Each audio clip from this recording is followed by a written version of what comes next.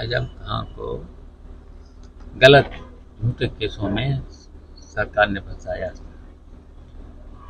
लेकिन कोर्ट ने उन्हें जमानत और केसों में राहत दी है।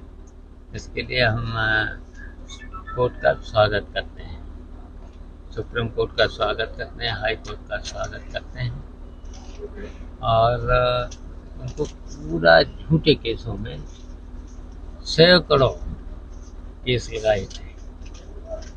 निश्चित देखिए, वैसे तो समाजवादी पार्टी पूरी उनकी मदद कर रही है और करेगी। राजनीतिक गलियारों में चर्चा है कि वो बसपा का दामन भी थाम सकते हैं चंद्रशेखर आजाद ये के सब साथ। झूठी खबरें हैं। समाजवादी पार्टी पूरी तरह से उनकी मदद कर रही है। धन्यवाद। देखिए, उनकी रिहाई हुई है। कोर्ट हमारे यहाँ लोकतंत्र में एक महत्वपूर्ण स्तंभ है, जुडिशरी का। लोकतंत्र में जुडिशरी का जिस प्रकार से महत्व है, सभी लोगों को न्यायपालिका का जो भी ऑर्डर होता है उसका सम्मान करना चाहिए। दूसरा भाव ये कहती हूँ कि बीजेपी का इसमें कोई लेना देना नहीं है। भारतीय जनता पार्टी ने ना उनको जेल में भिजवाया, ना उनको जेल से छुड़ाने का काम बीजेपी का है। ये कोर्ट का प्रोसीडिंग है, कोर्ट के तहत चलने दें। अगर वो छूट के आए हैं तो उनके अपने मुकदमे, जो भी उनके जो कोर्ट ने समझा होगा उनको रिहा करने का या बेल देने का, जो भी हुआ है। और अगर वो पुनः जेल जाएंगे तो भी वो कोर्ट का होगा, उसमें बीजेपी का कोई हाथ नहीं। लेकिन जिस तरह से लगातार समाजवादी पार्टी की तरफ से आरोप देखिए, विपक्ष का तो देखिए इस तरीके की बात ही कहना ये देश विरोधी बात है, क्योंकि court is the only institution in our country which is very federal in structure and very free. हर व्यक्ति, जब आप कोर्ट का जो जस्टिस की आप मूर्ति भी देखते हैं तो एक ऐसी महिला का एक उसमें स्टैचू बना है जिसके आंखों पे पट्टी है और हाथ में तराजू है। तो यानी कि कोर्ट प्रोसीडिंग में आपके सबूतों पर तय होता है कि क्या चीजें सही हैं, क्या चीजें गलत हैं, क्या एविडेंस है, वो सारी चीजें भाई कोर्ट देखता है। इसमें बीजेपी पे क्यों भाई आरोप लगा रहा है विपक्ष? ये तो बहुत गलत बात है ना। इस तरीके की बात तो करना मतलब आपको देश के संविधान पे ही भरोसा नहीं है, आपको किसी प्रकार का भरोसा इस बात पे नहीं है कि हमारे कंट्री में एक ऐसा स्ट्रक्चर है, जुडिशरी जैसा एपेक्स बॉडी है जिसकी हम सब लोग बहुत रिस्पेक्ट करते हैं।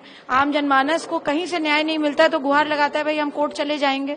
तो कोर्ट का एक फ्री स्ट्रक्चर है और उस तरीके की बात करना, आक्षेप लगाना कोर्ट के ऊपर आप लगा रहे हैं, बीजेपी के पे इस पे कोई फर्क नहीं पड़ रहा है। एक सवाल इससे अलग है, उत्तर प्रदेश हो या बिहार हो, कहीं भी जाति आधारित रैलियां होती हैं, जातियों का नाम बाकायदा बैनर पोस्टर लगते हैं, लेकिन अब उत्तर प्रदेश सरकार की तरफ से जिस तरीके से ये एक निर्णय लिया गया है, क्या कहेंगे? बहुत सुंदर बात है ये। मैं साधुवाद करती हूँ उत्तर प्रदेश सरकार का कि कोर्ट का इस ऑर्डर का अनुपालन जो है त्वरित रूप से उत्तर प्रदेश सरकार ने किया है।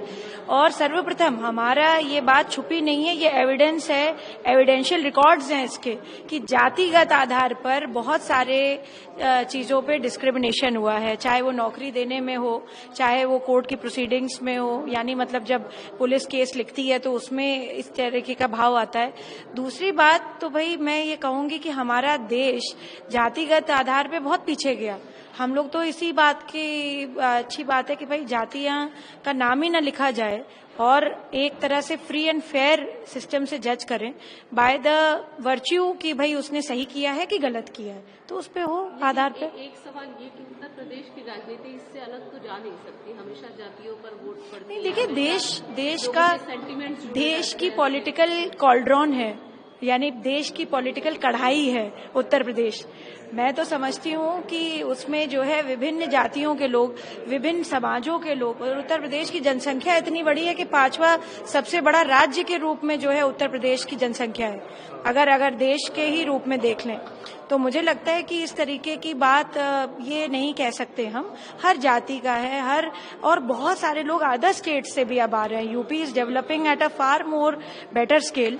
इतने लोग आ रहे हैं, मुझे नहीं लगता कि इस प्रकार की कोई भी बात है। और डेफिनेटली अगर बात थी भी तो वो आज से खत्म हो गई, क्योंकि उत्तर प्रदेश सरकार ने इस तरीके का अनुपालन जो किया है कोर्ट के आदेशों का, किसी भी तरीके से जातिगत आधार पे डिस्क्रिमिनेट नहीं करेगा। देखिए, ये तो वही लोग बताएंगे जो एक्सप्लेनेशन, वो क्या कहा आपने, जो लोग अनुमान लगा रहे हैं वही लोग बता पाएंगे। मैं तो सर, अभी अखिलेश यादव ने भी कहा, क्योंकि जेल में किसी से मुलाकात नहीं होती थी, फ़ोन करने की भी मुझे इजाज़त नहीं थी, कोई राब्ता हो ही नहीं पाता था किसी से।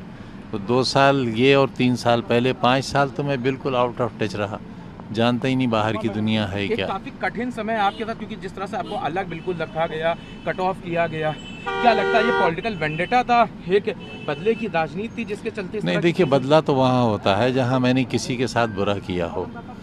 मैंने तो दुश्मनों के साथ भी बहुत अच्छा सलूक किया। पूरी सरकार में कोई ये कह ही नहीं सकते कि मेरे कलम से किसी के साथ नाइंसाफ़ी हुई हो। सर अभी अखिलेश यादव ने कहा कि आपके ऊपर जो भी मुकदमे सरकार बनते ही सब वापस लिए जाएंगे, आपको स्वागत कर रहे हैं। अभी लखनऊ में उन्होंने कहा। मैं क्या कह सकता हूँ, उन्होंने कहा है तो। अभी तक कोई बात हुई फोन पे उनकी, या अभी अभी तो थोड़ी देर हुई है निकले जेल से।